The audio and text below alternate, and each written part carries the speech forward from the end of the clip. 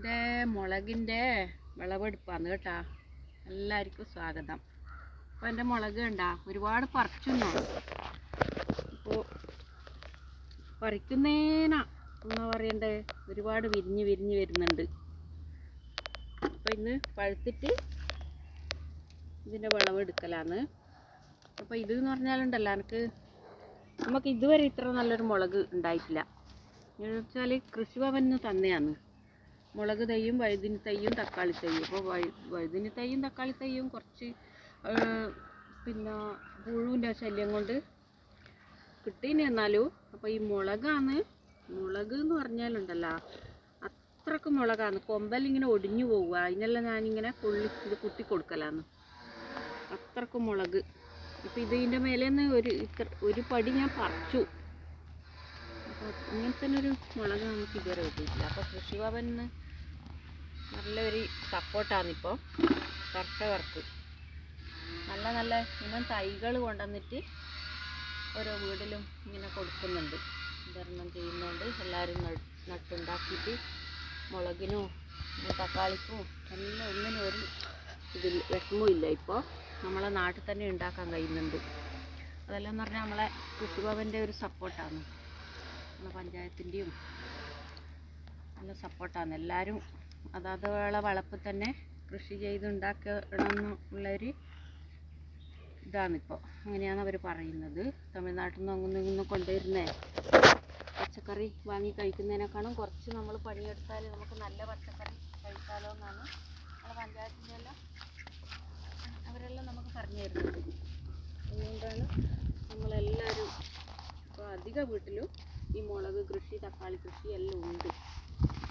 ഇത്രയും നല്ല വിളവും കാണുമ്പോൾ നമുക്ക് നല്ല സന്തോഷം. മുളകിനൊരു നല്ല വില വന്നിന്. എത്രയാകുമ്പോൾ ഇപ്പം വില അത്രയും ഉണ്ട്. 400 അങ്ങനെ എങ്ങാറ്റും വന്നിന് കിലോന് ആ സമയത്തെല്ലാം. അപ്പോൾ നമുക്കിങ്ങനെ കിട്ടിയാലേ ആ വിലയെന്നെല്ലാം നമുക്ക് പിടിച്ചു നിർത്താലോ. അപ്പോൾ നല്ലൊരു സന്തോഷമുണ്ട് ഇതിങ്ങനെ പറിക്കാൻ തന്നെ. എല്ലാവരും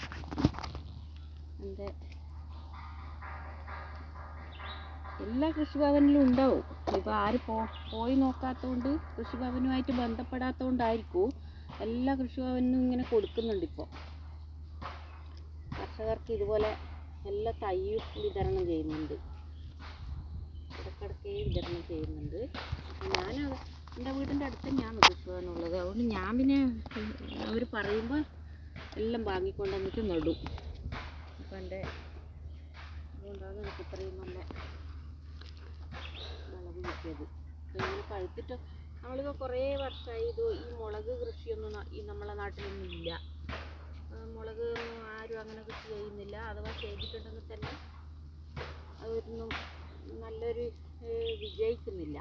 അധികം കുരുട് അങ്ങനെയെല്ലാം പറഞ്ഞിട്ട്. അപ്പോൾ ഇതെന്ന് പറഞ്ഞാൽ കുരുട് വന്നിന്. പക്ഷേ കുരുട് വന്നിട്ട് ഞാനെന്നാ ചെയ്ത് വെച്ചാൽ കഞ്ഞിവെള്ളം പുളിപ്പിച്ചിട്ട് 2-3-4 ദിവസം വെക്കും കഞ്ഞിവെള്ളം പുളിക്കാൻ.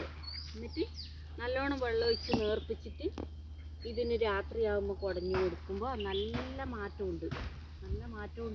നല്ല ഇങ്ങനെ എന്താ പറയുക, പൂവും കായും എല്ലാം പിന്നെയും ഇത് വെച്ചിട്ട് ഉണ്ടാകുന്നുണ്ട്.